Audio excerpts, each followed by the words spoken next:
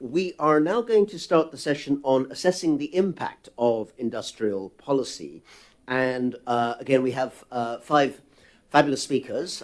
We're going to go, just to keep everyone awake, in a slightly different order from what you see printed on the program. We had a little consultation about the logical order. And the order that we are going to have our speakers speak to us is Scott Kennedy first, then Robert Lawrence, then online from Beijing, Justin Yifu Lin, then Nils Redeker, and finally Nguyen. So we are going to hear 10 to 15 minutes from each of our speakers and then have Q&A after that point, if that's okay with everyone. So could we please welcome our first speaker, and Professor Scott Kennedy, over here, is Senior Advisor at CSIS, the Center for Strategic and International Studies in Washington, D.C. And Scott, I believe you're going to speak to us about the resurgence and proliferation of industrial policy, explaining the race to the bottom. So that's a nice optimistic note on which to start the panel. Please, go ahead. Indeed. Well, thank you very much, Rhonda, and thanks to the conference organizers for including me. And I've already learned a lot, and I know over the next 2 days I'll learn a lot more. And I hope that one of the outcomes of this conference is greater collaboration with each other on the issues that we're talking about today, because it's going to take a large village to address a lot of these challenges. And so that's what I want to say. There's a little bit of false advertising with the title of my presentation, but it will have a relevance and make sense as we go on. I think that industrial policy is potentially very helpful and important. I am not an ideologue. I'm very empirical. And if something works, then you ought to use it. If it doesn't work, then you ought not to use it. Sometimes there's state failures. Sometimes there's market failures. And so I think the right answer is it depends. It depends. And it depends on a lot of stuff. But we are now in an era when industrial policy is, in my view, already unconstrained. We are already past that tipping point. To go back to the last panel, there is now nothing internationally standing in the way of countries doing as much as they absolutely want with regard to industrial policy on offense or defense. Absolutely nothing stopping them. There's only how much money they have or what type of domestic political power they have, but nothing with regard to international rules or anything like that, which is things. And so I think we need to figure out how we get back to a constrained world. I think that's probably something that we're all looking for, and there was conversations about that. And I'm going to, part of the problem is about the U.S.-China dimension and the shift in the relationship, and how both sides have responded and China's scale, et cetera. But it's also about things that haven't been mentioned much directly. It's that have nothing to do with the U.S.-China relationship per se, but is affecting everybody else. And that's technology. The changes in technology and digital technology. We're not selling sneakers and clothing and things. We've now got AI and TikTok and all of these other things. Many of these technologies have inherent dual-use purposes potentially with them. There's a bunch of access to potential data and other things, and it makes avoiding bad outcomes a higher priority than they used to be. And that has nothing to do with the U.S. and China per se, but just the fact that we're in a technological revolution. We also have the global pandemic, which instead of having Martians land and invade one, we're all having to respond to that pandemic. And because it started in China and not some other third country, then it became a source of tension between the two. And lastly, we have many of the other countries around the world with very weak political constituencies at home and political situations, so they have not pushed back hard. They have complained a lot. Don't make us choose. Don't destroy the order. But very few have stood up and said, we really want to defend this and put pressure on the U.S. and China to behave.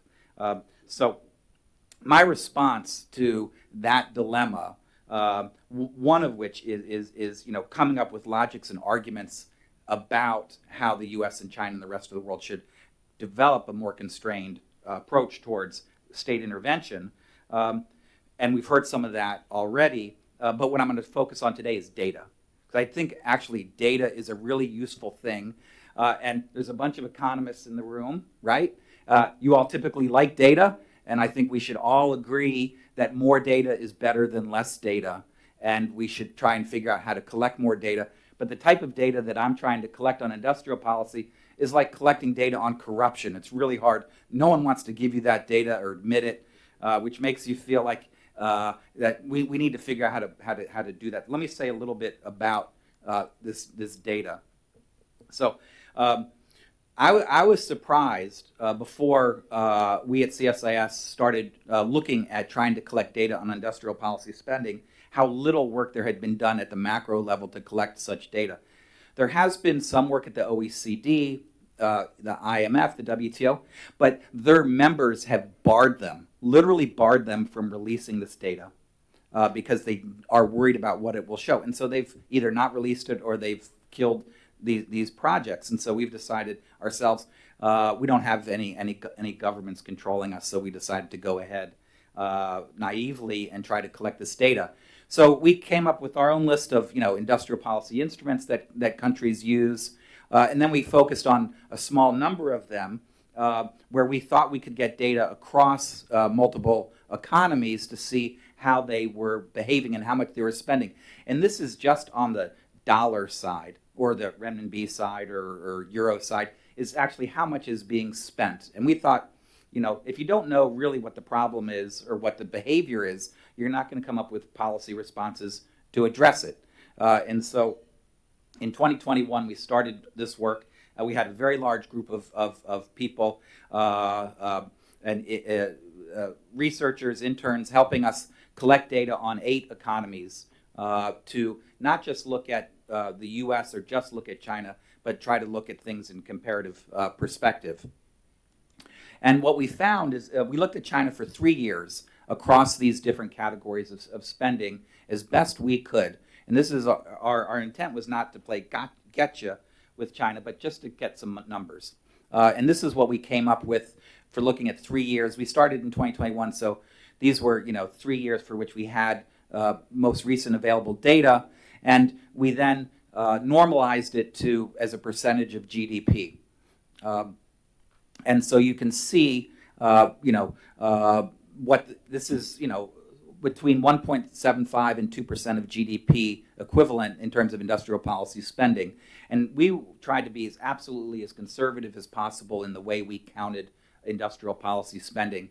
So for example, with below market credit, for example, we didn't count total below market credit. What we did is, what was the difference in the interest in what you would have to pay to service that credit? So it wasn't just that total credit. It was like, so you'd have to pay more to service it. What would that be? So we tried to make this bulletproof in terms of the numbers that we came up with. We then went to the other 7 economies and tried to collect parallel data, apples to apples comparison.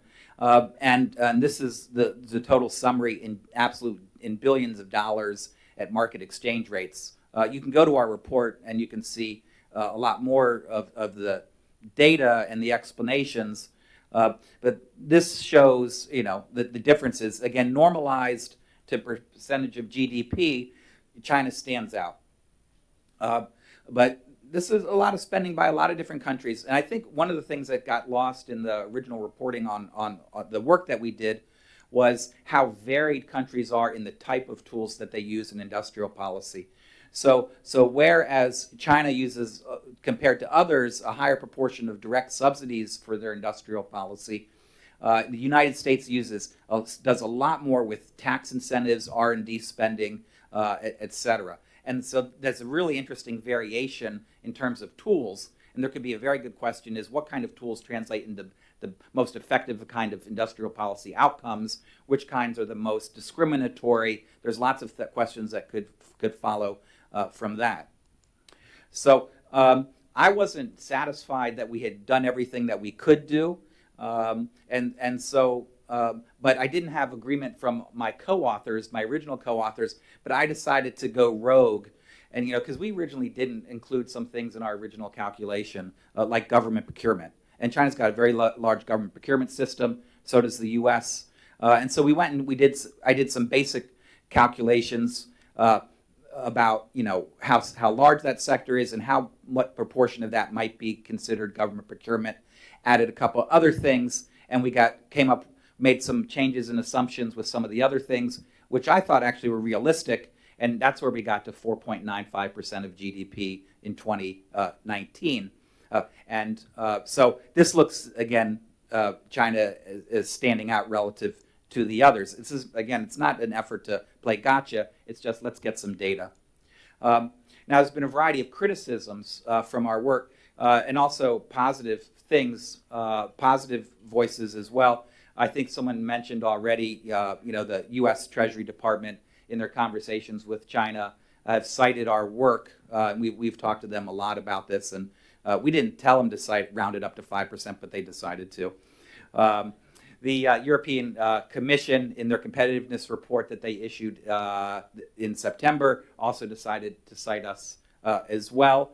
Now, very interestingly, once we got cited by officials, that got attention from China. And so there's a Chinese professor at University of International Business and Economics, not Tu Xintran, but one of his colleagues, who decided to write me an open love letter. And he wrote an open letter to me criticizing our data. And then Xinhua wrote a story about that as well. And there's been a variety of criticisms, from the Chinese side about the fact that we've overcounted on some kinds of things. As was said earlier, some folks think the support for state-owned enterprises is not industrial policy. State-owned enterprises are sort of macroeconomic stabilizers in China from their perspective. Some people think our data on government procurement is overcounted. So, and some people think that we undercount U.S. spending or by other economies on industrial policy and protective measures that would add up to quite a bit. And of course, we did this for 2019, pre-CHIPS and Science Act, pre-IRA. If you add that in, maybe the numbers get bigger. But nevertheless, I think what we've done is sparked a good conversation about what kinds of data that we need, that having more data is better than having less data. We've also tried to do this on EVs, and so we've tried to look sector by sector. And I was happy that Caixin published this in China for a Chinese audience, which says that this conversation is okay to have in China, which means that we can have this conversation with Chinese colleagues publicly and privately, and that's a legit thing to do. Because one of the things that this data shows about industrial policy spending is that as a percentage of per vehicle, the Chinese support is going down, and relative to U.S. support is actually pretty high per vehicle. Again, not everyone agrees with us. Folks from the Rhodium Group come up with bigger numbers in the report that they issued in July.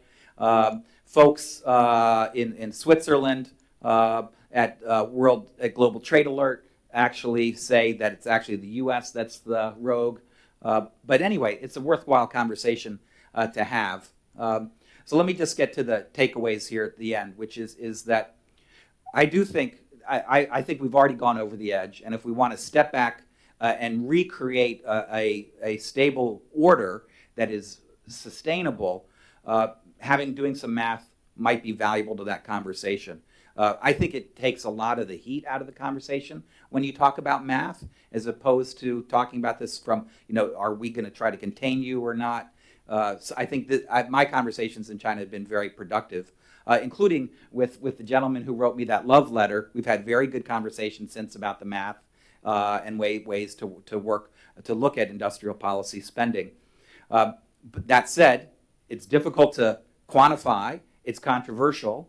But in my view, whether it's controversial or not, the transparency is valuable. And so I'm hoping that we've got a variety of partners here that want to work with us. We've got some more funding. We still need some more. And we need more good minds and smart people to help us expand our data, update it, add more countries, and then figure out what kind of policy solutions we might craft to develop to be in a better place with regard to how industrial policy is used in constructive ways rather than deconstructive ways. So let me stop there. Thanks. Scott, thank you very much indeed. I think you're the first, but possibly not the last speaker to come here, give a brilliant presentation, then ask for funding at the end. So let's keep that vibe going, I'm sure. Thank you.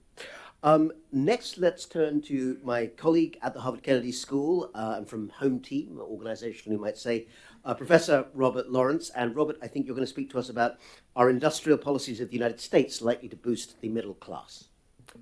Thank you very much. It's also a pleasure for me to be here today. I'd like to place our conference in some broader context, and particularly from an American perspective, although other countries as well. What's motivating a lot of the policies in the United States are not purely a response to China, but heavily domestic forces and changes in the US economy. For basically 5 decades, the US economy has had what I call a non-inclusive growth.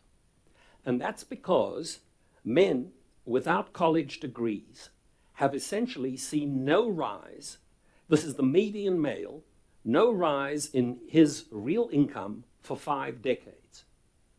And what we've also seen is that regional growth within the United States has been very uneven. Now, these developments have been associated with a steady decline in the share of manufacturing employment and output. And today, basically, only around 8% of Americans work in manufacturing. Many argue that these trends reflect American trade performance, and they blame flawed neoliberal US trade policies, such as NAFTA and China's accession to the WTO. In fact, there are rare areas in which both President Biden and President Trump agree, President-to-be Trump and President Trump, and that is that revitalizing manufacturing is the key to restoring opportunities for workers without college degrees and for helping the places that have left behind. Now, their approaches have similarities and differences. What they have in common is both are inclined to protectionism. But Biden has emphasized industrial policies and working with allies, and Trump wants higher tariffs even with US allies, as well as deregulation. So he wants a smaller role for the government in economic policy. So I've happened just to have written a book that came out this year, and I basically challenge this fundamental view of what it's going to take to revitalize the American middle class. First, I lay out a theory that actually shows that Americans are self-obsessed and ignore that the experience in the United States is fundamentally shared by many other countries. And that is that as economies develop, basically the employment share of manufacturing follows an inverted U. And that's why my book is called Behind the Curve.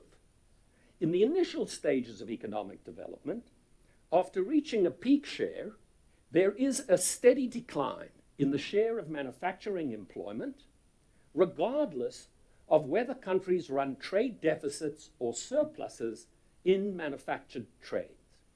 And what I do in the first third of the book is to try to develop the microeconomic theory, which integrates the role of structural change across sectors, international trade, and especially ignored are patterns of demand as income grows. And what I find is that the United States, and I hope to persuade you in a moment, is not particularly unusual. And in addition, these declines in the share of manufacturing employment have been a significant contributor to the non-inclusive growth that I described earlier. I also believe that neither trade nor industrial policies are likely to change these trends and actually could make growth less inclusive rather than more inclusive.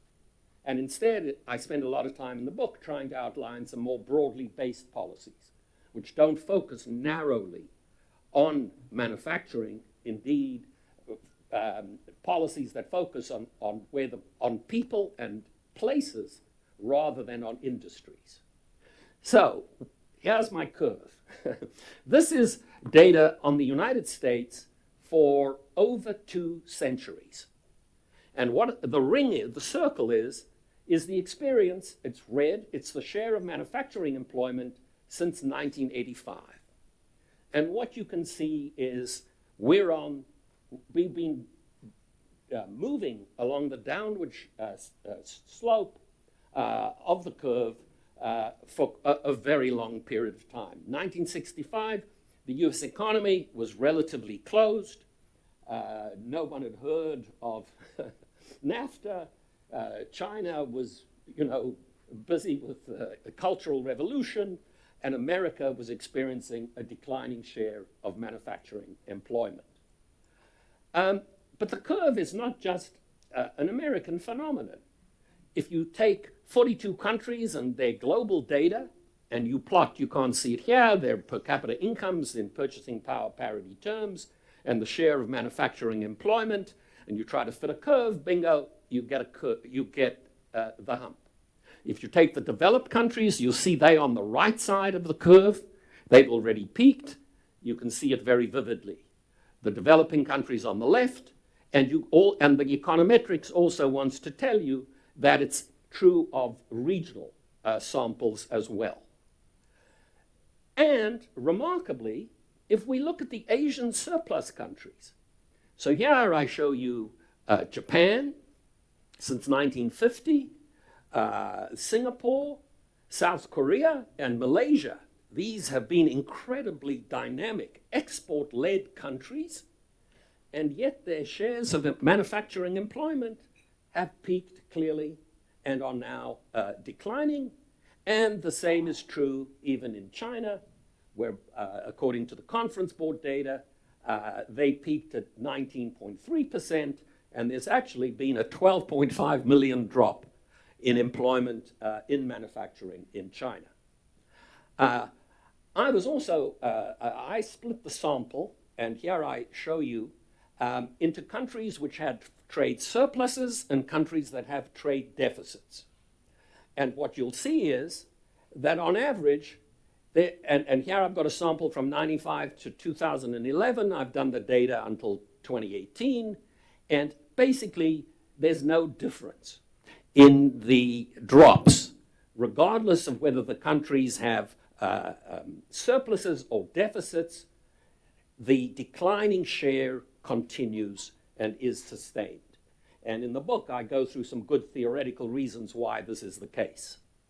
There's also a striking decline, which my colleague Danny Roderick has made famous, known as premature deindustrialization, which is that the curves have been moving downward and to the left over time. That is to say, late developing countries are unable to achieve the same shares of manufacturing employment as the industrial economies were able to achieve when they were at similar levels of real per capita income. Here I just split. I have 3 advanced countries. I have Japan, the United States, and the United Kingdom on the right. And I have the BRICS countries on the left. And you can see the difference in their experiences plotted against the log of their GDP per capitas. So what explains the hump? A major factor is that sectors have different productivity rates. Here is a measure of relative manufacturing productivity. And basically, when you have these different productivity rates, it means your relative prices change. And this is the relative price of manufactured goods relative to GDP. And I've done it as the inverse just to confuse you. but you can see how close, because the one prices are going down and the productivity is going up, but basically it tracks very, very well. Once a sector experiences declining relative prices, at the sectoral level, almost universally, the demand is inelastic. And so that means that at the sector level in a closed economy, basically you're going to see a decline in employment in that sector. And that's been true of agriculture, that's been true of manufacturing, and since services have been rising in relative price, they're the ones who have been experiencing an increase in their employment. The second factor is the spending. And here's the American spending on goods by income quintile. And what you can see is poor people, they're the ones who consume goods disproportionately. You know, poor people need shoes, they need bicycles, they need clothing. Rich people, they need psychiatrists, they need tax consultants, they need personal trainers. Those are services. And so two interesting things. One is what I've just mentioned, is the differentiation in the consumption patterns of these different groups. And the second is, because the demand is inelastic, the spending share of all of them has been declining over time. So that in 1960, Americans spent about half of all of their consumption on goods, and today it's around a third. So these are natural, powerful forces that are really important. And the trade narrative is a component, but it's not the dominant component.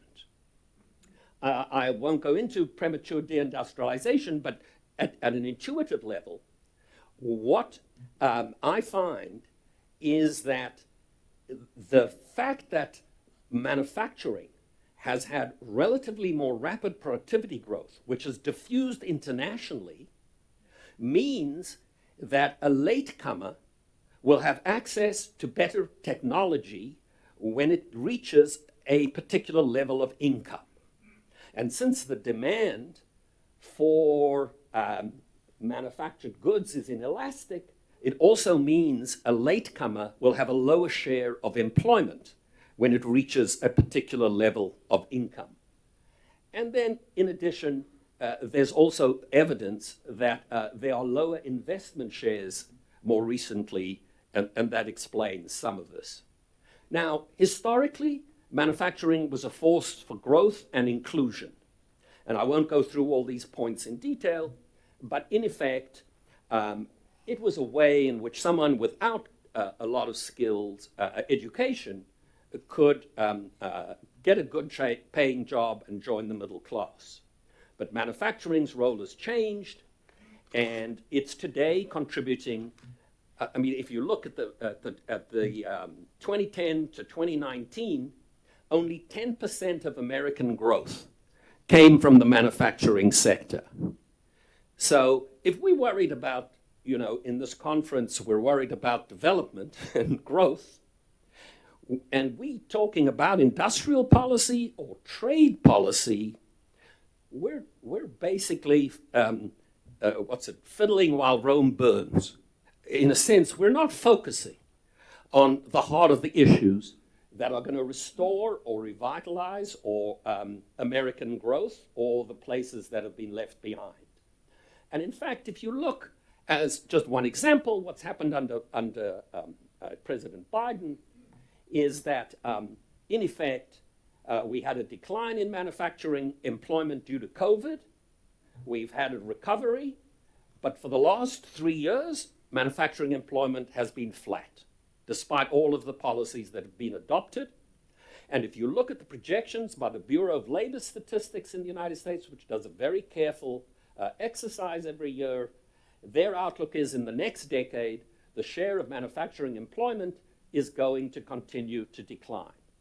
So manufacturing share in output has been falling, and this is the share of employment. And so my view is trade and industrial policies are not going to promote inclusive growth. Now, I don't want to say that there isn't a role for industrial policies, there are some specific areas in which goods and hardware are vital. If we think of digitization, if we think of decarbonization, if we think of supply chain resilience and national security, all of those are relevant goals for for industrial policies. We can debate whether the policies will be effective or not. However, this is not a policy. These are not policies that should be thought of or expected to revitalize the middle class and simply reflect the nostalgia. It looks like policies that have been made by men who are roughly about 80 years old and want to go back to the good old days, you know, when about 35% of American males without college degrees were working in manufacturing. Thank you.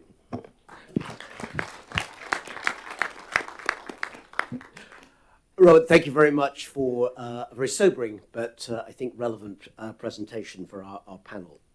I'd now like to welcome Professor Justin Yifu Lin, I think very well known to everyone in this room, but nonetheless worth noting, Honorary Dean and Professor at the National School of Development at Peking University at Beida. And he's joining us online. I think we see him over there. Justin, very good to have you here. And please do take 10, 15 minutes and tell us about Chinese industrial policy, making industrial policy work, as you put it on your presentation there. The floor is yours. Please go ahead. So I'd like to talk about how to make industrial policy work. And based on the experiences of China. And certainly I'll interpret the experiences from the perspective of new structural economics, which I advocate. The nature of modern economic growth is a process of structural transformation in technology and industries, and which increase labor productivity and install and hard infrastructure in the economy, which reduce transaction costs. And in this process, a facilitation state is essential to overcome market failures in rebuilding bottlenecks in hard and soft infrastructure for the structural transformation. And when the government plays the facilitation role, industrial policy is an essential measure because the requirement of infrastructure and institution may be different, and as a result, the contents of coordination and the government facilitation will be different, depending on the type of industry and the stage of development. And the government resources and capacity are limited. As a result, the government needs to use those resources and capacity strategically to target priority industry in the country. But the disappointing fact is that almost all the government in the world attempted to use industrial policy to play the facilitation role, but most failed. And I think as a result, for a very long time, industrial policy is a taboo in academic circles, and especially in the global development institutions. For example, when I became the chief economist of the World Bank in 2008, I started to advocate industrial policies, but all my colleagues said it's a taboo. It's a recipe for failures, and they are not willing to look into the industrial policy and to discuss industrial policy.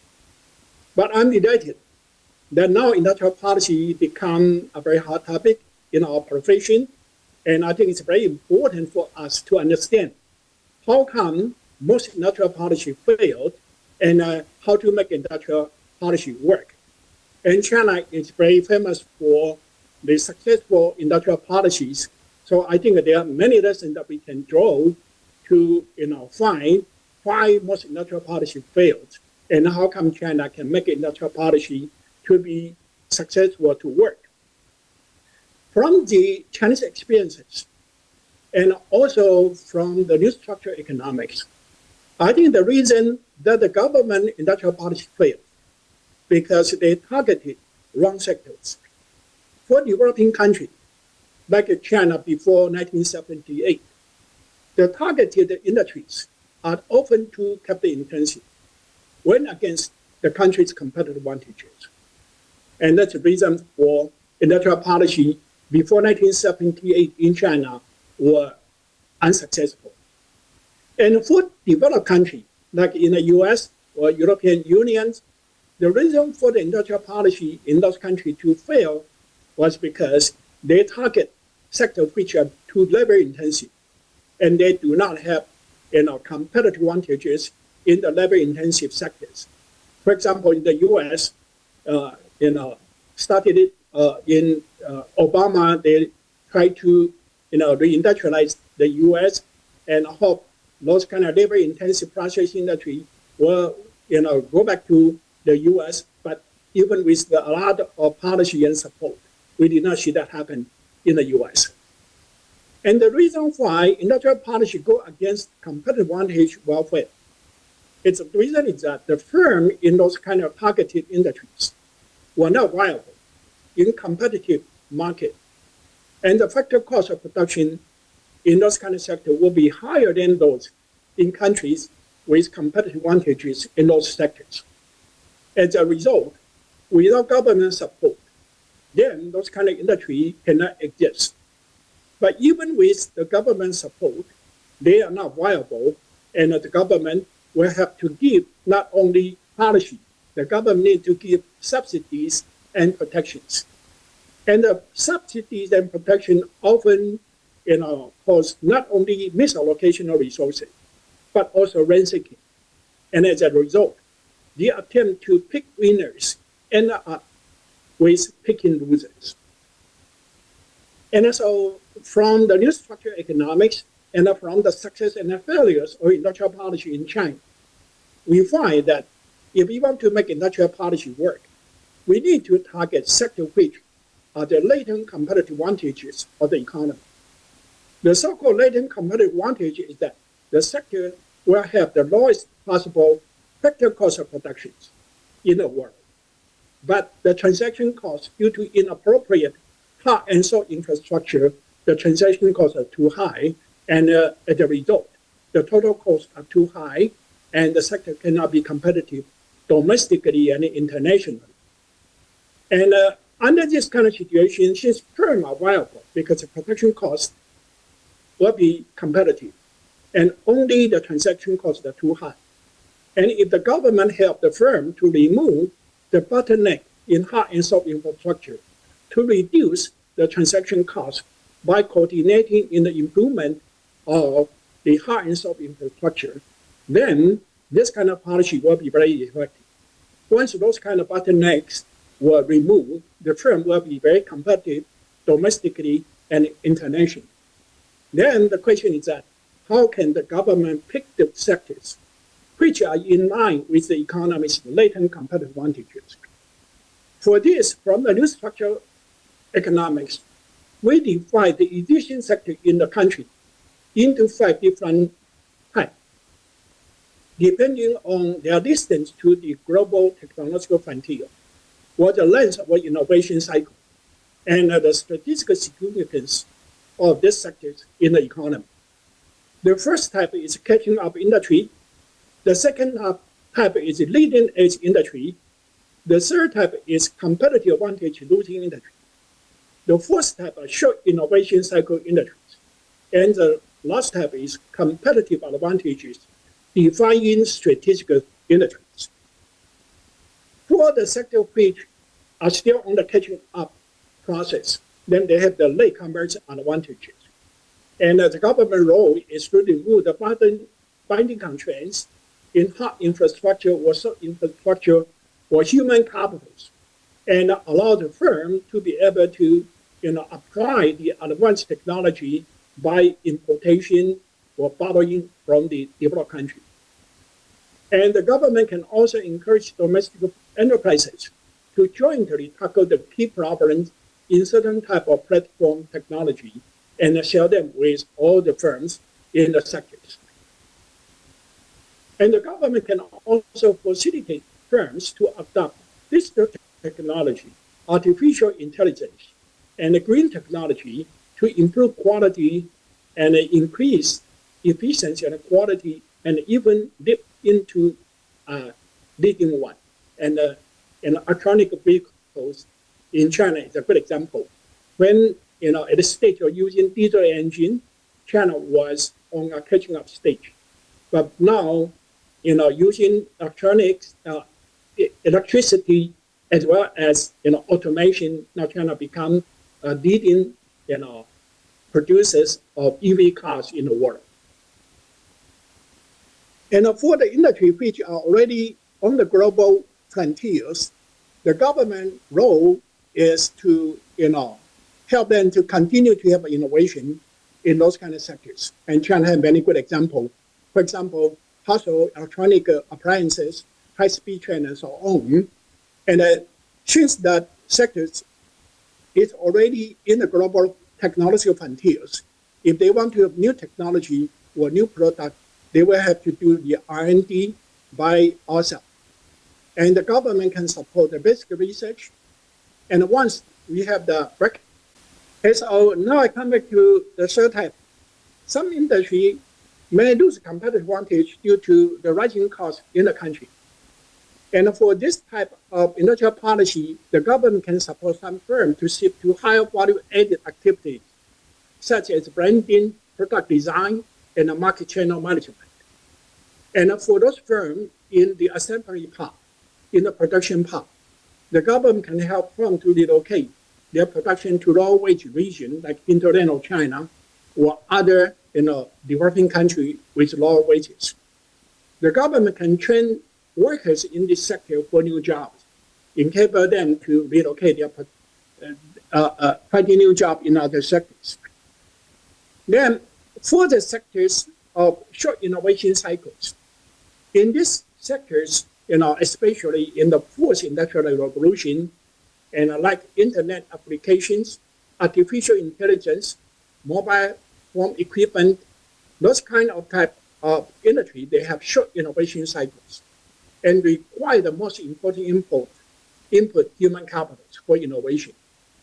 And for a large middle-income country like China, we have sufficient human capital in engineering, in technology, in mathematics, and that is the most important input for the innovation in these short innovation cycles.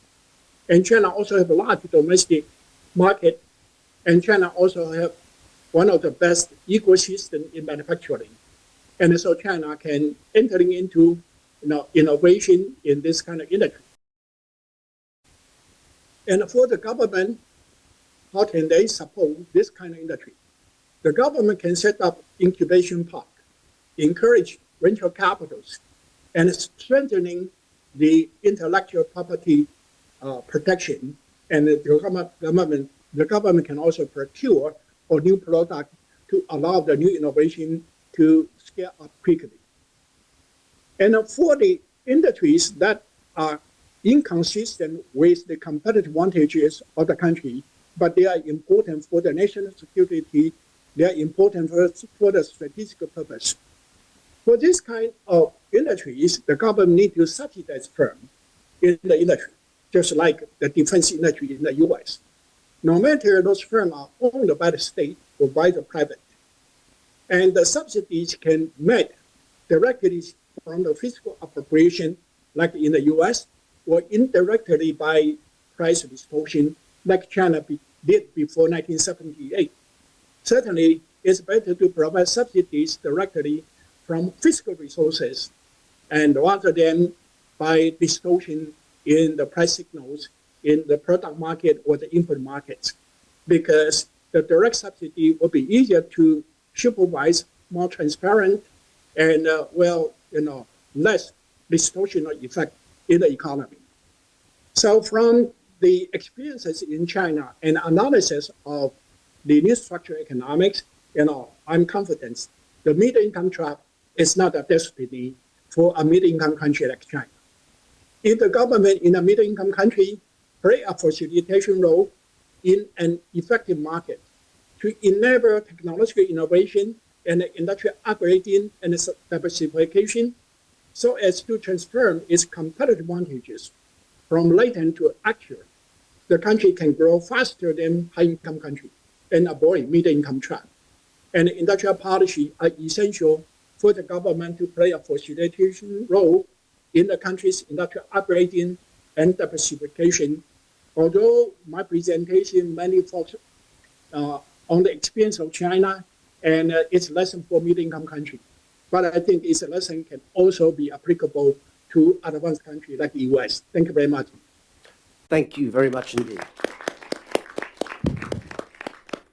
Thank you very much indeed, Professor Lin. That was a very thoughtful and helpful presentation. Let me now turn to Dr. Nils Redeker, who is Deputy Director at the Jacques Delors Center at the Hertie School in Berlin. Nils, please. Thank you so much, and let me also start by saying it's great to be here. It's an honor. I'm learning a lot, and I'm very much looking forward to our discussion. My main role today is to give you a very brief overview of what is happening industrial policy-wise in Europe, and I will focus specifically on the EU. So sorry, Rana and all the other Brits in the room, but this is mostly EU stuff. I want to make three broad points. The first is that the EU is trying to follow the global trend of more active industrial policy, but doing so in the context of a deeply integrated market is incredibly complicated. Second point, if the EU wants to pull this off, it will need to do a much more coordination than what is currently happening. And third, while I think that things are now starting to move into the right direction, the next couple of months are going to be quite decisive in seeing whether actually Europe will succeed in doing so, right? So let's start with a bit of institutional background. I think it's important to stress that as an institution, the European Union is traditionally a very reluctant player in industrial policy, right? This is because the EU is mainly about market integration, a strong focus of regulation. And lots of the industrial policy competences, especially on the fiscal side of things, they sit with member states, right? So it's mostly national industrial policies when we think classically about industrial policy in the EU, right? And this is problematic because, of course, doing national industrial policies in the context of a deeply integrated single market supercharges a lot of the issues that we have with national industrial policies at the international level, right? So fragmentation risks are there and can really distort competition. Relocation risks are especially pronounced in the context where companies can move around from member state to member state quite easily to go there, the place where they find the most support. And of course, there's the political tensions that come from the perception that fiscally potent member states will be able to outspend their peers, tilt the playing fields into their favor by using a lot of industrial policy, right? This is why traditionally the main role of the EU in industrial policy is to tame industrial policy tendencies of its member states. And we do so by a lot of regulation, the most visible one being a very strict state aid regime that puts quite strong limits on what member states can do in terms of subsidizing individual sectors, industries, or firms. Now that's kind of the institutional background. Now, of course, the same factors that have driven the revival of industrial policy in other places, economic resilience, decarbonization, global competition, are at play in Europe as well, right? And if we look what is actually happening, Europe is making the same comeback of industrial policy like everywhere else. This is data from EAI-Harvard et al. Based on the Global Trade Alert database. Just gives you a simple count of industrial policy measures implemented by year, and you see a rising trend, right? This is true for the big member states, but you can also I could show you the same graph for the smaller member states. So we see a global rising trend of industrial policy. And the big question for the EU is how to do this, how to deal with this. The return of industrial policy in an institutional context, which is not well equipped to deal with national industrial policies, right? The very simple answer to do is, in order to make this right, is Europe would have to do it jointly.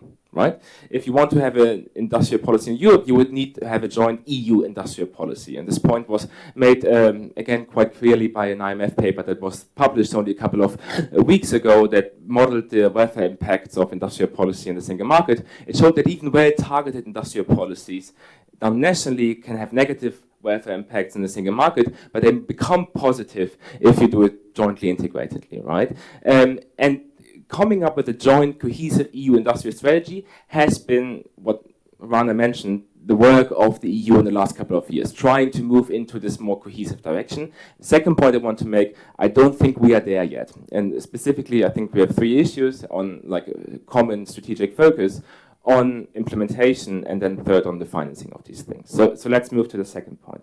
The first is, if you want to do industrial strategy, we all know we have to decide somehow what sectors you want to focus on, right? And what are you actually trying to do with them? What the European Commission is trying to do in the last couple of years in the EU is churning out document after document defining strategic industries for the EU. We had the Net Zero Industry Act on clean technologies, we have something on microelectronics, we have something on critical raw materials, deep tech, biotech, and so on. Lots of paperwork. If you count all of these technologies together, you end up with a list of more than 150 technologies. This issue is with these lists is not only quite long, it's also sometimes a bit random and unclear what specifically the EU is trying to achieve here, right? So in the Net Zero Industry Act, for example, that focuses on clean tech, they have a universal goal of meeting 40% of the domestic deployment needs in the EU by 2030 through domestic production, right? And they have the same goal for wind equipment, an area where the EU has a comparative advantage currently and might be able to defend it. But they also have the same goal for solar panels, where the EU basically has no industry to speak of.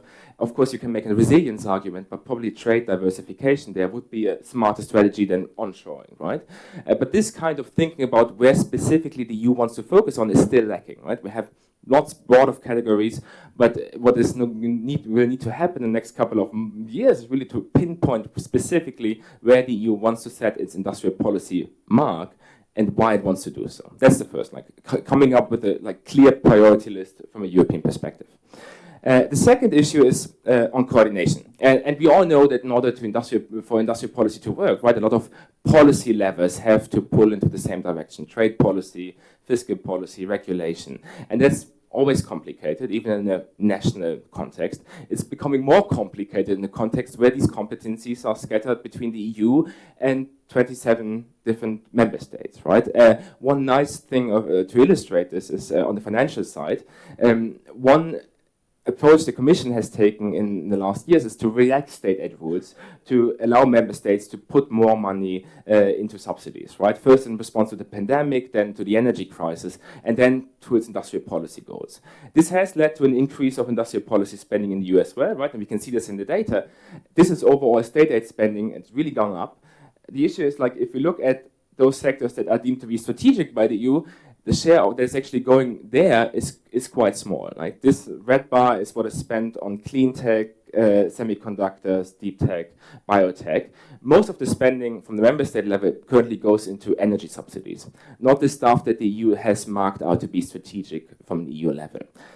So a big question from the EU perspective is how to not just only define where is the strategic focus here, but then to make member states follow through, which is actually following this up in terms of real policy. And you have this for financial side, you can make a similar argument of trade policy where, for example, the Commission has on EV now implemented this anti-subsidy investigation, anti-subsidy tariffs on China, but has a hard time following up, making member states following up this by complementing it through infrastructure spending on recharging infrastructure, on financial support to really pull up demand for EVs domestically, right? So how to coordinate this? So what actually the EU would need is a sectoral strategy that then is basically combining the different policy levels and allows member states or makes member states follow through with this, right? That's the second issue. The third one is where's the money going to come from in Europe for an industrial policy in the next couple of years, right? Not all about industrial policy is about money, but a lot of it is. And the big question is, how can the EU approach this? One factor is that member states, fiscal pockets of member states are quite strained from the pandemic and the energy crisis. What you see here is the fiscal situation in France. Currently, France has a deficit of 6% of GDP, more than 6% of GDP. If it wants to follow EU fiscal rules, it will have to bring this down to less than 3% of GDP in the next 4 years. That's a huge amount of fiscal adjustment, and I could show you similar graphs for Italy and Spain and other big member states. So this is going to be politically difficult, and it's hard to see in this context where the money would come from to do a strategic investment into core sectors, right? The other alternative, if you don't get the money from the member states, is to do it at the EU level jointly, and we have a European budget, but the issue with the European budget is that it's incredibly small, only 1% of GDP. It's quite fixed, it's predetermined for 7 years, And the bulk of it goes to agricultural subsidies and regional development. 70% is predetermined, pre-allocated to these regions. So the spending power for discretionary industrial policy spending at the EU level is also quite limited. Now, the Commission has been trying to change that by lobbying for a new industrial policy fund at the EU level, but so far has been quite unsuccessful. And the reality is that probably we will not see this until the next European budget arrives in 2028. So how to deal with this? I think in the short term, the reality is that the EU will have to be creative. They will have to focus on industrial policies that are less fiscally intensive, like lead markets, regulation, standards. They will have to try to leverage private money through European Investment Bank to a certain extent. And of course, I think there has to be also, to a certain extent, the realization that more spending will take place in those member states that are fiscally less constrained, especially Germany. I think there's a realization now that this is maybe okay in the short term, but this is basically what we're dealing with until 2028. After that, I think we're going to have a discussion on how a reformed European budget could look like that spends less in the area of agricultural subsidies, regional development, and maybe more in terms of common European industrial strategy. But that's a debate we're going to have now, and it's only going to really materialize after 2028. So that's a lot of challenges, right? Last point, I'm still a bit cautiously optimistic that this can work for two reasons. The first is that I think in Europe there is now an intellectual realization that this is one of the key issues the EU needs to work on. We had the Mario Draghi report come out only last September that really pinpointed this lack of a common European industrial strategy as one of the main weaknesses in European productivity growth and global competitiveness, right? So I think this is not shared in all member states, but intellectually at least I think it has sunk in that this is an area where the EU needs to work on. And second, we have a new European Commission. Ursula von der Leyen was just reappointed, and they are trying to make this a key priority in the next couple of years. And they are putting a lot of political capital into the idea that a European industrial strategy can work. Now, are they going to succeed? I think we will see this in the next couple of months. There's a lot of initiatives that are coming out now at the end of February after the first 100 days. European Clean Industrial Deal, a new competitiveness framework, all these kinds of things. We will need to look at the fine print, but I think there's a real chance that things are now moving into the right direction.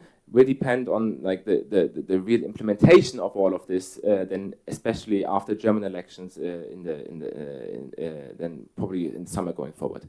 I will stop here. I'm very much looking forward to our discussion. Thank you. Nils, thank you very much for a very informative and very concise presentation on the European front of things.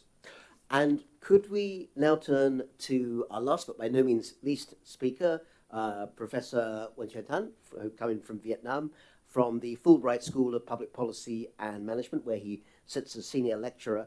And your title, I think, Thanh, is Vietnam Navigating the Geopolitical Tension with a New Industrial Policy. Please. Yeah, thank you. In the interest of time, I will have to cut back a few of my slides to stop on time. So, of course, I mean, everybody is talking about Vietnam as just behind China, right? In terms of both growth rate and also after China, Vietnam is the second biggest beneficiary of globalization. But there's another story behind that. And my view is that actually Vietnam economic performance so far has been a result of a fail-fast strategy in terms of industrial policy implementation.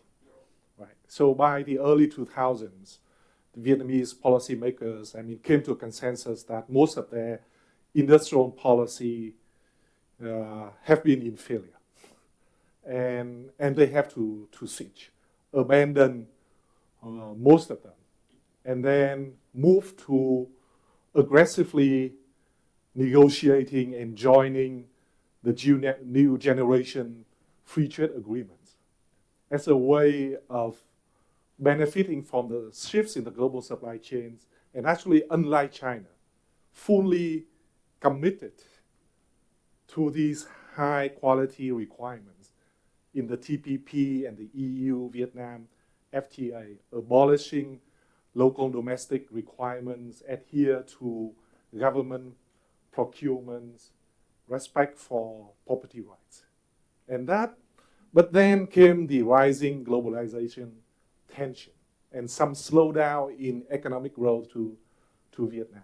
And that revised the policy debate domestically, whether should Vietnam also have to revive its industrial policy. Right? We are very successful with trade liberalization, with exports, with FDI, but maybe now we are too open, an open economy, too dependent on FDI, and with the anti-globalization sentiment, that may not be sustainable. So there's a serious debate about, okay, let's go back to the industrial policy, right? So that's the debate during the entire Biden administration. And then came Trump. And then Vietnam faced the risk of being also singled out because already, I mean, just behind China and Mexico, Vietnam is number 3 of the countries that have the largest trade deficits with the U.S. And then it raised another round of industrial policy debate. And if Vietnam now moved too aggressively on the industrial policy front, then it may be seen by the Trump administration as the same thing like, okay, Vietnam will be just like China, although smaller, trying to increase its competitiveness and drive its exports to the U.S. by the deployment of government interventions and industrial policies. So currently, there's like 2 opposing camps. Now we have the resources. Every big country is also doing industrial policy. We failed in the past, but maybe we can succeed. So let's restart industrial policy. And there's a camp saying that, okay, wait a moment, right? We do that, and then Trump will punish us. So let's continue with no industrial policy at all. But then the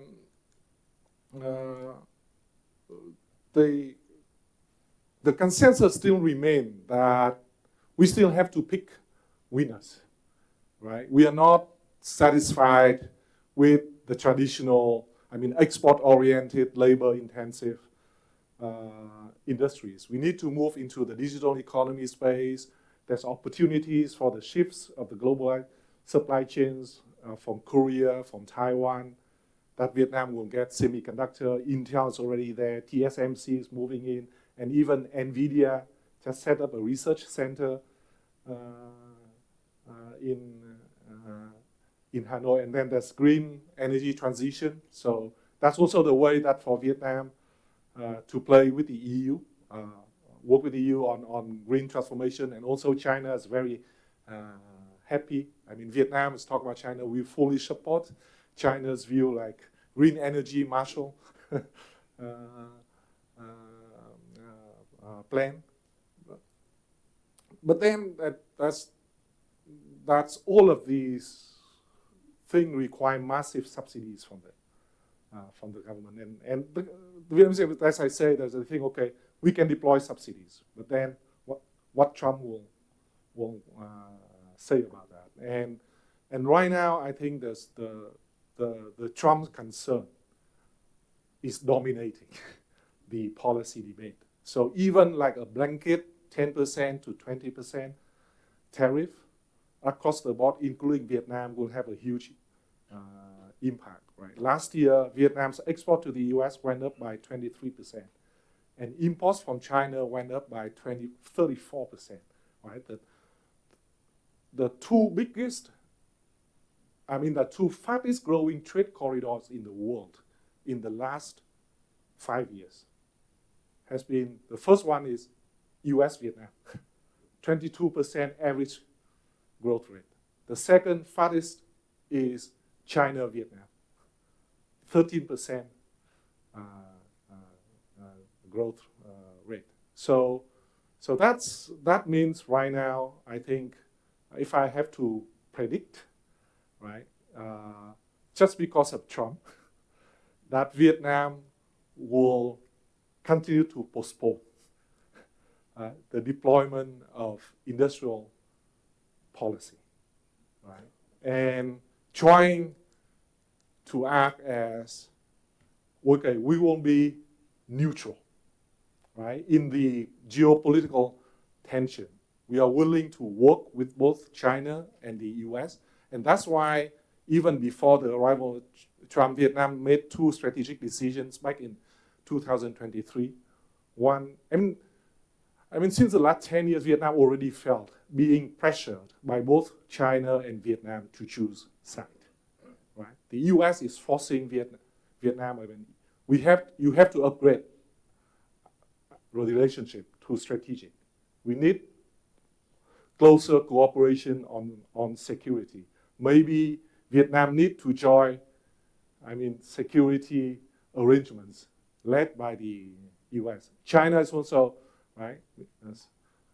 I mean, Vietnam supported China. There's strong Communist Party to Communist Party relationship. Why didn't Vietnam decide to join the Community of Shared Future and welcome more BRI projects? So in the end, 2 years ago, Vietnam decided to give in to the US pressure of upgrading its relationship, but at the same time telling China that even though US-Vietnam relationship is strategic, but Vietnam will never join any security alliance. And Vietnam is a friend, a partner, but not an ally of the US, right? And also when Vietnam, upon insistence from Mr. Xi Jinping, Vietnam agreed to join the Community of Shared Future. I mean, on signaling like Vietnam will work first on never cut the party-to-party, Communist Party-to-Communist Party relationship. And second, there will be more BRI infrastructure projects in Vietnam. But at the same time telling the US that because of history, right, Vietnam will also not enter into any alliance militarily with China. But what Vietnam wants is for both US and China to support Vietnam's economic development, right? So in the end, it's actually Vietnam's strategy. I mean, it can be seen as right now very, very risky, right? No industrial policy, and the neutrality and the de-risking strategy, meaning that actually Vietnam will become more and more economically dependent on both China and the US. And Vietnam, I mean, behind the scene are telling the two superpowers that we are not decoupling. Actually, we are not de-risking. We will be more and be more dependent on both of you. And because of that dependence, we will not choosing side. We will not work with one against the other. So I will conclude here so that we really have 30 minutes for Q&As. Thank you. Thank you very much for an extremely thought-provoking and well-informed discussion there of the Vietnam case, which I think is one that we've all found fascinating. We now have just under half an hour for a Q&A because everyone did keep very splendidly to time. And while I have a whole variety of questions that are raised by our fascinating presentations, I want to make sure we get as many voices into the room as possible. So could I see, do we have some hands already up? Oh my gosh, yes, okay. We have plenty of questions in that case. So what I'd suggest, if I may, is that we collect together a few voices and questions, maybe come back to the panel for a few responses rather than going one-on-one, and see how we're doing in about 15 minutes time. So I think Professor Huang, I saw your hand first, but we'll get a whole bunch of people in. Please go first. I have a quick question for Robert. I thought you made a very convincing case that trade and industrial policy did not and probably will not promote industrial growth in the U.S., if I understand you correctly. But then I think the question and the reason why the government is undertaking these policies is because they see the challenges, and especially the displaced workers, blue-collar workers, and so on. So my question is, if this doesn't work, what should be the right policy responses? Thank you. Thanks very much, Professor Huang. It's a great question. It was actually my question to Robert too, but we'll hold off on the answer just yet. And by the way, for those who we haven't heard from yet, please say who you are and which institution you're from so we know who's speaking. I think I saw a hand over that side. Oh, right at the back. Where are we? Yes, please, go ahead. Tell us who you are and what your question. Jason, do you want to speak? On Vietnam, what's the risk of them being labeled a currency manipulator? Because in the previous administration, they were under Section 301, and they run negative real rates, which I wonder which is the bigger deal, that or the industrial policy. Thanks very much indeed, Jason. I said currency manipulation, and I think there's a question, let's take three at a time. I think there's one on this side as well, if I saw a hand. Yep. Sorry, I'm obviously looking. Oh, Meg, sorry, right, absolutely. Yes, Meg, please do give us your Thanks, question. Rana. Mine will be really quick. So after Professor Lawrence, your presentation, I mean, I think we'll probably hear a lot about this tomorrow, but I think there's a theory, at least, that it's not exactly promising a broad-based benefit to the middle class, but trying to target kind of generating constituencies in certain industries. But the point is well taken, which is that it's not an employment solution, right, for the middle class. And I guess I wanted to ask our Chinese colleagues the flip side of that for China, which is that we all know that there are certain sectors of the Chinese economy that are incredibly dynamic, like EVs and things like that, but the robots make the EVs, not the people. And so the concern for unemployment in China and how sustainable socially and politically are China's policies given internal dynamics there. Thanks. Thanks so much. And I think everyone knows, just in case, Professor Meg Rithmeyer of the Harvard Business School speaking there. No, not at all. And in fact, you had a great question there, which I think we might want to ask Professor Lin, actually, about how the current crises in the Chinese employment market might respond to. But let's go one by one. Robert, could we come back to you with that question about if that doesn't work, what will? Well, firstly, I would point out, actually, the United States has been doing pretty well. Remarkably, for the country that's at the technological frontier, the US has held its own as a share of world GDP. And in fact, what we've seen is sort of China displacing Europe in terms of those aggregate shares. So I think we have an incredibly dynamic private sector, which is pretty successful.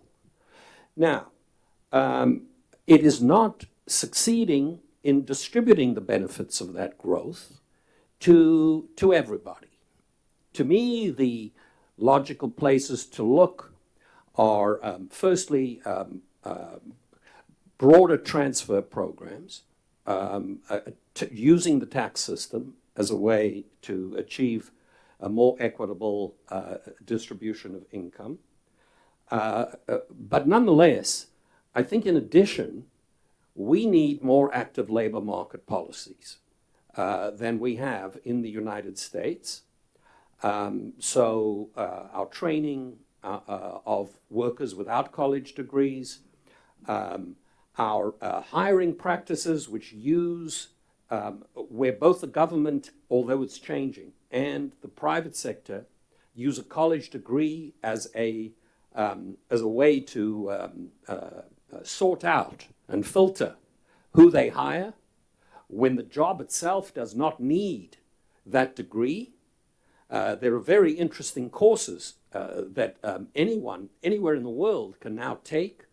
Amazon has one, Google has one, where you can do 2 months and you can become certified as someone who could operate the cloud. And in a sense, there's a lot of opportunities, but they need, and we have so-called community colleges. So I think that that's a part, the whole training dimension needs to be focused on. I have also proposed, I wrote a long time ago, an idea about tax-based insurance for communities. You know, there are a load of shocks that hit local areas, and they're not correlated. And so there's risk pooling, and this can allow, you can operate such a system, and you could actually temper some of the pressures for declines in particular locations. So I think there's a whole array of those policies. The third thing, and I just wanted to mention, was I think the most underdeveloped dimension of global trade policy are safeguard provisions. The beauty of the safeguard is that it does not involve assignment of blame. It looks rather to injury. I think these adjustments, we were talking earlier about China's scale. So when China goes into an industry, in the long run, I personally believe there would be benefits from global specialization. But we have to acknowledge that if the domestic political adjustment processes occur too rapidly, there's a backlash. And so we need to temper.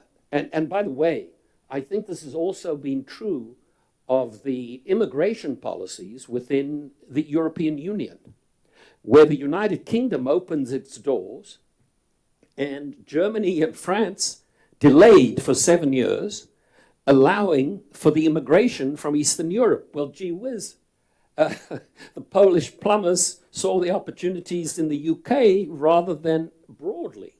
And that in turn leads to backlash. So I think we have to control the pace of change. And we can, without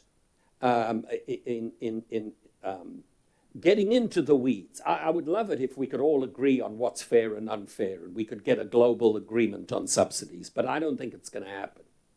So in absent that, I think we need these other measures. Robert, thank you. Very clear. I see that Professor Lin's name is still on the screen. I wonder if he is still there. Justin, are you still there with us? Okay, well, while we perhaps try and get him back on, let's divert into... can we just get the question about Vietnam? And then we'll sorry, yes. Justin, are you there? Professor Lin? Great. Could we just get a quick answer from you to Professor Meg Rithmeyer's question? And if I might just sort of repeat it in a different way. China is also finding difficulties in gaining employment opportunities for youth in particular. Often a lot of Chinese youth who have college degrees, but they're not getting college-type jobs. They're delivering Meituan food parcels. You know, these sorts of things are a real problem in the Chinese labor market right now. In the long term, there are solutions through tech. But what are the short to medium-term solutions for the Chinese economy with the current employment problems there? Well, yes, there's a lot of talk of youth unemployment. The best way is to develop industries which will employ their talents. And China has a lot of opportunity in those areas. For example, the new economies, they use the high educated workers, and also in the industrial upgrading to use digital and artificial intelligence to upgrade the traditional industries. And those kind of opportunities certainly will also be good for the educated young people. That's for long and medium term. But a lot of talk about the youth unemployment, they neglect it's a cyclical issue. Because in any country, if you do the surveys in, let's say, May, June, July, August, up to December, most of the new graduates they have a very high aspiration of their jobs, but they are not willing to adapt to the job offers because they like to have some kind of dream jobs. And I think that is a situation not only in China, it's a situation almost in every country. But unfortunately, we only look at that in China. But if you do surveys of the employment issue, for example, in 2003, the overall employment in China actually increased. Unemployment rate in China actually declined, because for the job for people at the age of 26 to 60s, their employment rate increased. And for the employment rate of group of 16 to 25, their unemployment rate rise. But the total unemployment in China actually declined. That's one thing. And then secondly, if you do the surveys, let's say in January, February, March, the youth unemployment rate actually also dropped because they will adapt their expectation about the job opportunities.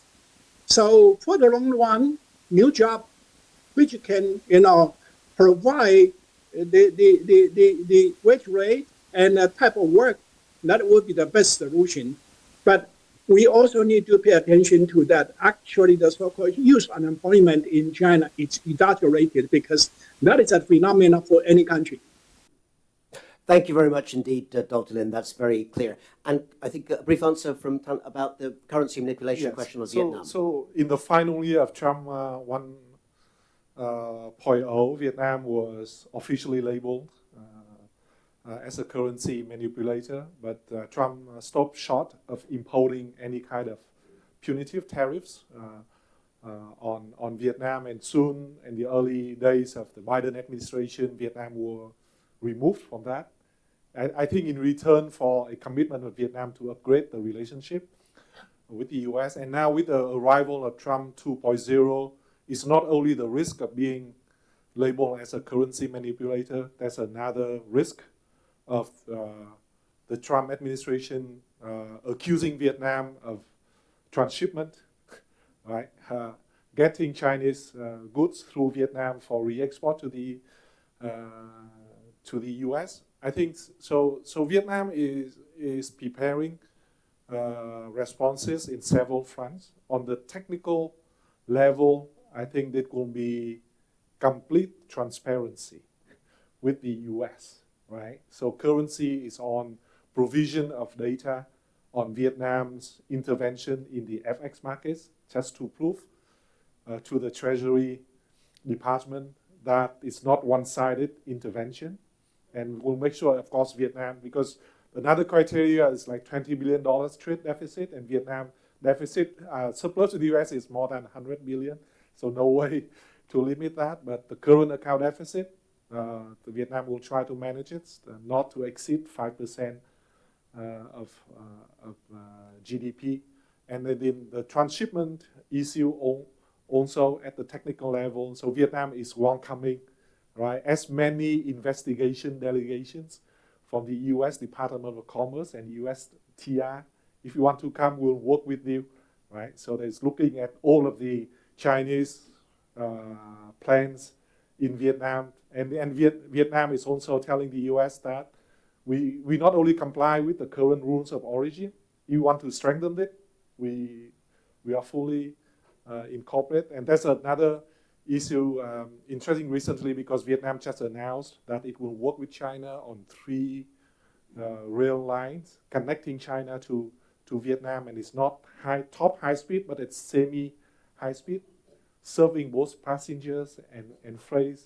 And also we have people from the US saying that you build a freight train, it's just for transshipment, and Vietnam response is that, okay, we will, that's our closer cooperation with China. Regardless of your threat, we'll do that with China on the semi-high speed rail connections. But on the other hand, we'll won't issue investment licenses to casino and commercial projects in Hanoi. Also convincing the Wall Street advisor from Trump that not only Vietnam is maintaining its neutrality, but it's also together with ASEAN in doing that. If Vietnam is singled out, that means Vietnam will have a big if of no choice of changing its neutrality, and if Vietnam does, it will also impact ASEAN's stance as well. Thanks very much indeed, Thanh. That's very, very helpful. So again, let's take some, and if I could prioritize people who haven't yet spoken any of the sessions, I think we have Shang-Jin there and a couple of other people too. So let's take 3 points again and get, again, perhaps brief answers from our panel. Please, go ahead, your question. Thank you, Shang-Jin with Columbia Business School. I have one question for Robert, one question for Nils. Right. Robert, your view that you said that the manufacturing production might be pro-inclusive growth. Their view is shared by another Robert Lighthizer, in his book, No Trade is Free Trade. That one of the 2 points he made was that manufacturing jobs are a good job. And so what I was puzzled by was that your next statement that somehow the tariffs don't work in this regard. If the manufacturing job is good job statement is correct, the Trump-Biden tariff, in principle, so it's not really tariff. It does not does not raise tariff on all economic activities. It's really manufacturing activities related to the others, right? So in principle, you could boost the manufacturing jobs, and why doesn't it work in the U.S. context? So that's a question for you. For Nils, so when I was a graduate student last century, we were told in our graduate school that we Americans don't do industrial policy. It's the Europeans, the Japanese that were doing that. And I wonder whether, because you're relying on global trade alert database, I'm going to describe later during my presentation this afternoon that database, at least in the case of US, severely undercounted industrial policy. I wonder whether the same thing is true for Europe is, well, maybe they are, whether that statement or that view that Europe does at least as much and potentially more than US in terms of industrial policy was right from some other database point of view. Thanks. Great, thank you very much indeed. I think Kenneth Kang, you haven't spoken yet. Please go ahead. Okay, thanks very much. Ken Kang from the IMF. A question for Nils and a comment maybe also for Scott.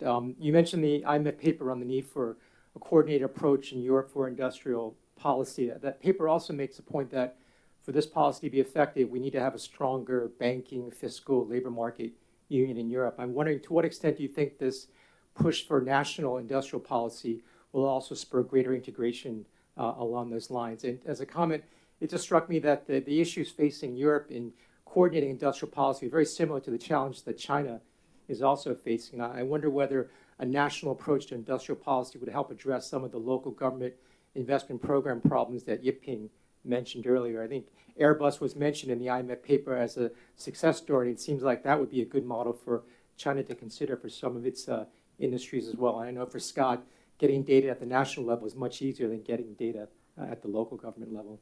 Thank you.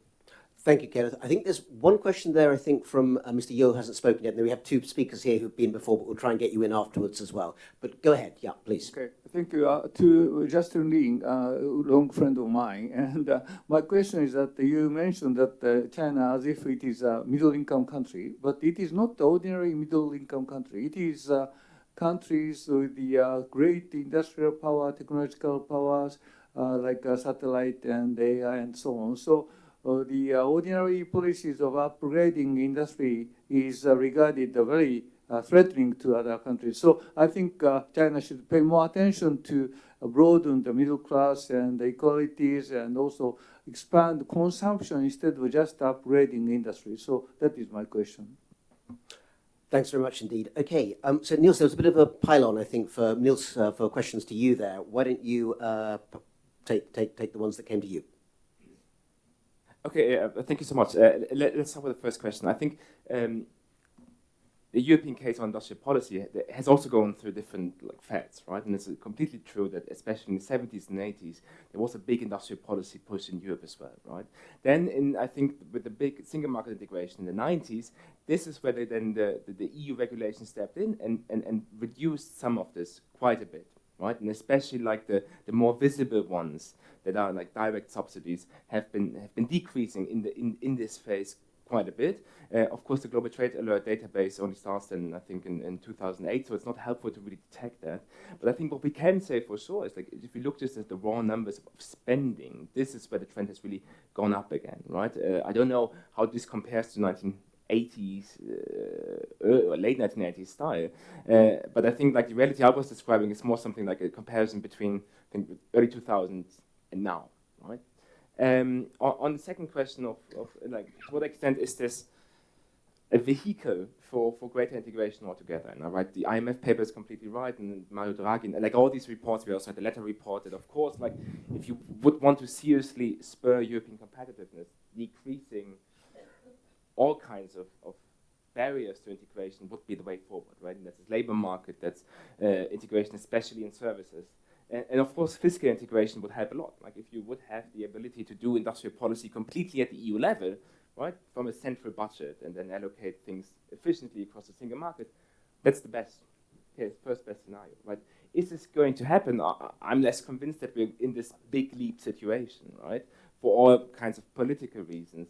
I think what we're going to see is more like a muddling through of sector-wise coordination on specific industrial policies, right? And this is, I think, what we're now, for example, in the EV case, what we're trying to think about, okay, how could the European... Neil, sorry, could you just make sure you're on the microphone? Sorry. People behind you. How could the specific sectoral European industrial strategy for the EV sector look like? And this would then include some fiscal support at the national level, some common standard setting at the EU level, some trade policy at the EU level, maybe a common purchasing program that is coordinated across member states. I think it's more this kind of thinking that we're currently realistically approaching, rather than, and maybe this is a bridge towards then like a greater integration in the future, but I don't see that we're in this like big leap because of external pressure situation at this point. Sure. On the question of national versus local government industrial policy spending, I'm not too worried about that as a general problem. The way that we do our math and collect data doesn't differentiate between whether the funds came from the national or local level. If you go tool by tool, basically encompasses both. There's some maybe taxes or fiscal spending where there's some variation where that's a challenge, but for the most part not. There's also folks that look at the recipients and what they report. So when Chinese listed companies report how much they receive in industrial policy spending, they're not only reporting national, they're reporting everything. And so I think there's a variety of different strategies one can do. I think the broad suggestion is let's not make perfect the enemy of the good. Thanks so much, Scott. And I think Robert L. is going to speak about Robert L. Okay. No, Lighthouser is correct that manufacturing plays an important role and can play a role in providing sort of good jobs. But if you look, only about manufacturing is 8% of employment in the United States. Half of those are production workers. So we're talking about 4%. Now, if we were to close our trade deficit, if those tariffs, I don't believe those tariffs are going to do much to the trade balance because the exchange rate and other things are going to offset it. But even we've given the benefit of the doubt, it's going to raise the employment of those blue-collar workers by 1% of the labor force. So it's minimal. That's my point. So I'm not disputing that manufactured jobs employs blue-collar workers, although it's a very modest share compared to the total. I'm simply saying that that's not going to change the labor market and the wages those people earn throughout the labor market and the places that have been left behind. So that's why I don't think Trump's policies have the solution to their problem. Thanks very much indeed, Robert. And I think we have a couple more questions. I see that very patiently Yasheng has been there for a while. We've got one behind as well. So let's collect the last round of questions and very quick answers from our speakers. Yasheng first. Yeah, so this is for Robert as well. I mean, this interesting empirical regularity of inverted U, I noticed that the US peaked in 1965. And I wonder if it is because of the rise of East Asia, the Japan. It's not just the shift of the production to East Asia, but the dramatic improvement of the quality and the reduction of the prices of the manufactured products. So we call manufactured products durables for a reason, because they endure. And now they are more durable now than before because of the Toyota way and just in time. And almost all the subsequent countries copied the Japan model and improve upon that model. So I think to some extent that phenomenon is probably driven by a accounting thing, right? Which is that in fact, if you look at the consumptions of manufactured products, it has increased dramatically. Previously, one household had one TV. Now we have multiple TV sets. Actually, I just bought a TV for my dog. And as compared with service, right? So I ate breakfast and then I have to eat lunch. The breakfast doesn't substitute lunch. But in contrast to service, I cannot eat 5 dinners per day, whereas I can buy 5 TVs today, right? So in terms of the importance to the welfare of a country, manufacturing in that sense is very, very important. And Shangjin, I end with Shangjin's question, which is that precisely because you observe this inverted U, that means manufacturing is more of a zero-sum industry. And precisely because it's zero-sum industry, every country should actually fight for it, right? So what's wrong with US grabbing 5% from other countries? If you don't grab that 5%, you don't really improve the wage flows to the American workers. Fabulous. Thank you, Yasha. I think Mr. Yo, is it over there? Yeah. You've been very patient. Go ahead. Thank you very much. My name is Han Kuya, Senior Fellow at Peterson, and also I was the former Trade Minister of Korea.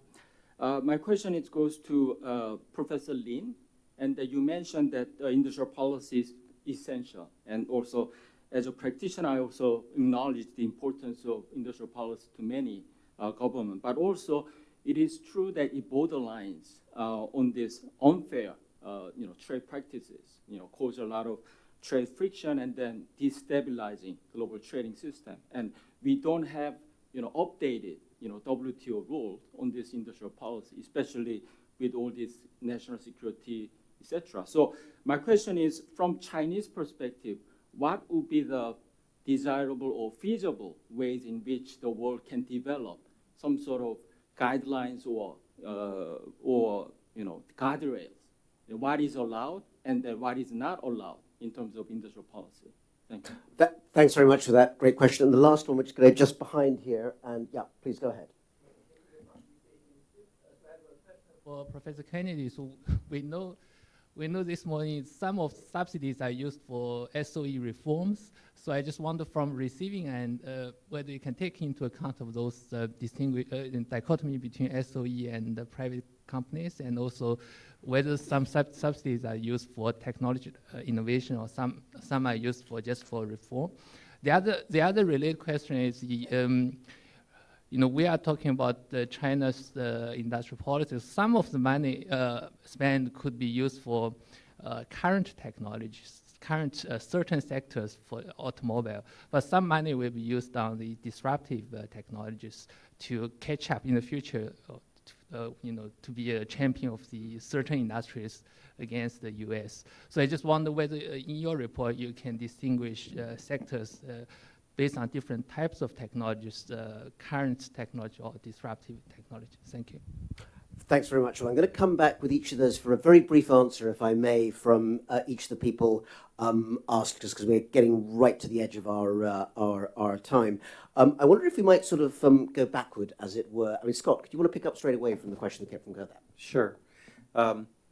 I think the rhodium report that I mentioned in my presentation does the best job of showing that a lot of funding that goes to SOEs is actually to support their involvement in competitive industries, to raise their competitiveness relative to other companies in China and international, and to be an alternative as a source for the components and technologies.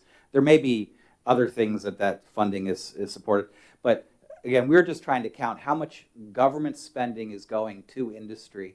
The very, which gets to the question of how do you define industrial policy versus not.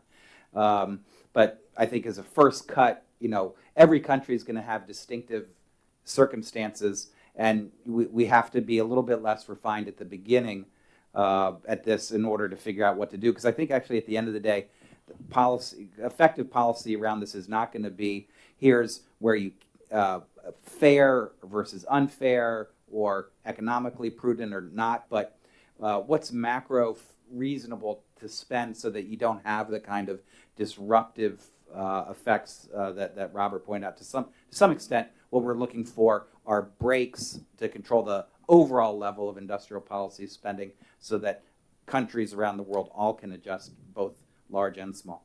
Thanks. Mr. Yu, I'm sorry, the microphone was not working very well when you spoke. Could you just in one sentence give us your question again, and I'll put it to Professor Lin? Nope.